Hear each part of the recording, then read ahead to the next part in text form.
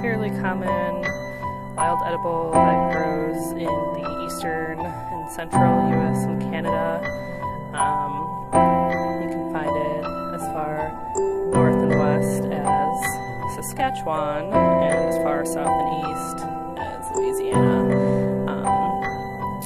And it likes these kinds of habitats, wooded, partially open, wet, very close to a river here. You can maybe see it in the distance there. So if you go looking for floodplains, open forest, trail sides, there's the trail right here, chances are you'll find this plant. This is a close-up of the stem of wood nettle, and you can see the leaves coming off in an alternate fashion, which basically means that there's one leaf coming off at each point along the stem, versus opposite leaves where there'll be two leaves coming off like a V shape from one point of the stem. So this leaf arrangement will distinguish it from things like stinging nettle and the clear weeds and the false nettle, which look vaguely similar but have opposite leaves. And you might also notice that the stems here for the leaves, the petioles as they're called, are very long. You don't see them that long on stinging nettle, and the leaf shape itself is much broader than that of stinging nettle, or than what stinging nettle typically is anyway. These leaves are more egg-shaped, whereas stinging nettle is usually more oval or land-shaped. So even though wood nettle sounds like a pretty benign name compared to stinging nettle, it actually has way more stingers than stinging nettle does, in my experience anyway. It's much more heavily armed. You can see them all on here. They're like tiny little hypodermic needles, and when you brush against them, they break off and release chemicals into your skin that immediately give it an itchy and burny sensation. It's not like poison ivy where, it's a rash that takes a while to develop. This will hurt you immediately. But ironically, it's also medicinal. It's got some of the same compounds that is found in bee stings, and those have been used medicinally for things like MS and muscle pain and joint pain. So it's kind of interesting that a sting can also be a medicine. So, how do you eat these without getting stung? Well, drying, steaming, cooking, sauteing, all of that disarms the stinger, so you're safe. And basically what you want to do is pick off the leaves in the spring. Right now you can see that they're flowering. These green things are the flowers, not very showy. But anyway, they're flowering, so they're putting the energy into the flower, so it's not the ideal time to harvest the leaves anymore to eat. But earlier in the spring, they are delicious. They're spinach-like, they're rich in iron, potassium, calcium, vitamin A and C. They're very good for you. So here's some more wood nettle that's growing right along the edge of the trail. And maybe you can tell, maybe you can't. Hopefully you can. But this is much, much taller than the other stuff we were looking at. This stuff is maybe 5 feet tall, and I would hazard a guess and say that's from all the sunlight it's receiving. I'm sure the soil is very rich here from the flooding, and has produced these huge wood nettles. Typically I see them around maybe 2 to 3 feet tall, but these are not typical. Very cool. perfect. Here's some stinging nettle for comparison. The leaves here are opposite. So you see they're coming off the stem, like in a V, one leaf directly opposite the other. Remember that wood nettle has alternate leaves. This is stinging nettle. And from the top here, you can see the leaves are much more narrow. They are more of a lance shape than an egg shape. Also, this guy is flowering. Those little green spikes coming off are the flowers. And you can see, whereas in wood nettle they came off at the top of the plant, these are coming off from the leaf axils, where the leaf meets the stem, the leaf stem meets the main stem. And this is a much more weedy plant than wood nettle. It's much more common in the United States and Canada. It's found in all the states and provinces except Arkansas and Nunavut. So it's very easy to find. It grows often in open fields, roadsides, trail sides, along sidewalks and yards and gardens. And that's awesome because it is a delicious and healthy plant.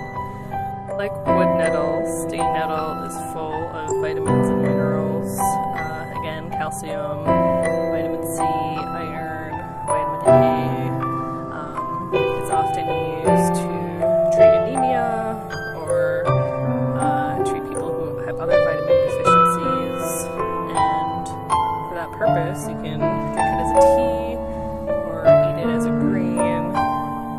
Either way will do. Again, like with wood nettle, this is not the ideal time of year to eat it. Here you can see the little green inconspicuous flowers of stinging nettle. And some people say you shouldn't eat it after it flowers because the leaves develop this compound called cystoliths. And those can be, some say those can be damaging to the kidneys. If you're worried about it, just don't eat it after it flowers, or make sure to dry it first. Drying destroys the cystoliths. So you can dry the leaves and then use them in tea, and you'll be fine. Here's a old bent over specimen of stinging nettle. And I just wanted to say that you eat it just like wood nettle.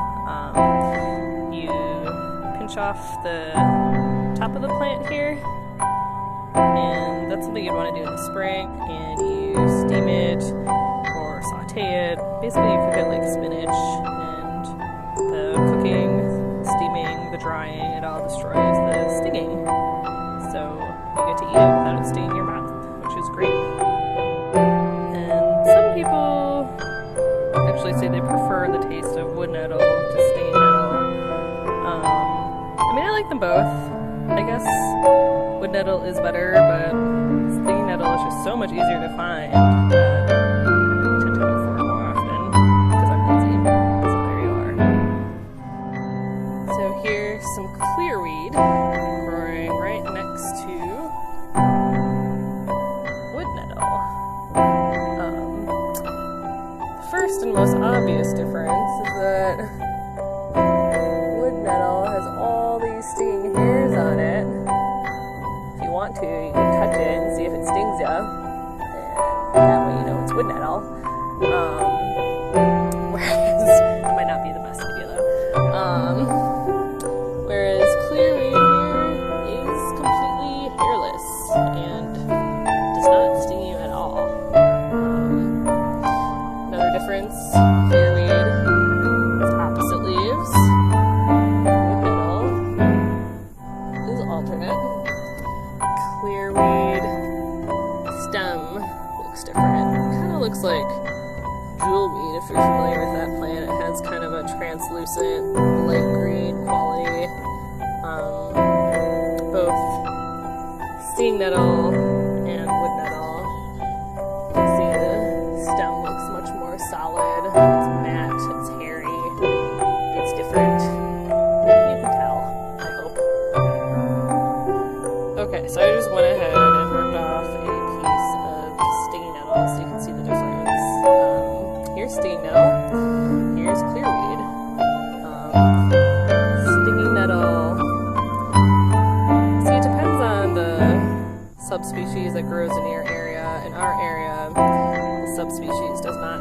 stingers on it at all, which is what allows me to hold it like this, which is one of the reasons why telling by the sting isn't always the easiest. But you can see how much narrower the leaves are. This is the leaf of stinging nettle, and this is the leaf of clearweed. These are much more egg-shaped. These are more lance-shaped. They're finely toothed. Look at the toothing on that. Versus the coarse blunt teeth of clearweed. And again, depending on your subspecies, your variety of stinging nettle might have more of an egg-shaped leaf. Those are commonly found as well. But again, it'll have fine teeth, and the venation is different. If you look at the veins on the leaves, there's one main vein that comes down, and then veins that shoot off that main vein, rather than the three parallel veins of clearweed. Hope that makes sense. And you guys are lucky because I'm finding all of the lookalikes here of nettle. This is false nettle. Sorry, I'm itchy. This here is false nettle. Like stinging nettle, it has these flowers that come off at the leaf axils. But unlike stinging nettle, they're little spikes. So you can see they kind of grow upright. Whereas on stinging nettle here, they just kind of droop down. The false nettle is totally hairless on the stem and leaves. It's smooth as a baby's bottom over here.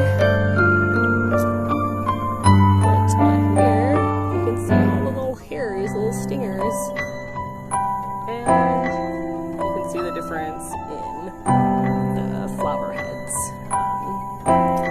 These ones are upright, more upright than those of stinging nettle. Here's wood nettle. So yeah, you can tell they look different from these weird spiky flowers found on false nettle. Here's another false nettle plant.